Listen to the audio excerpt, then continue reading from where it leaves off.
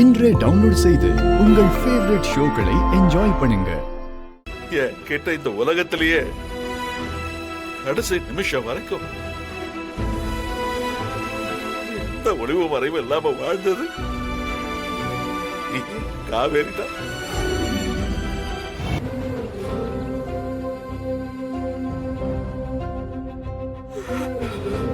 அதனால உள்ளுக்குள்ள அவ்வளவு வலிக்குது.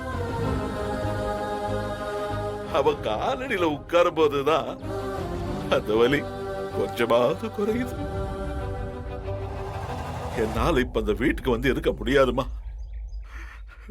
அங்க நீங்க யாருமே எனக்கு உண்மையா இல்லையே.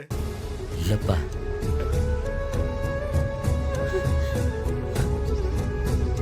எந்த ஒரு தகப்பனாலையும் தாயோட துணை இல்லாம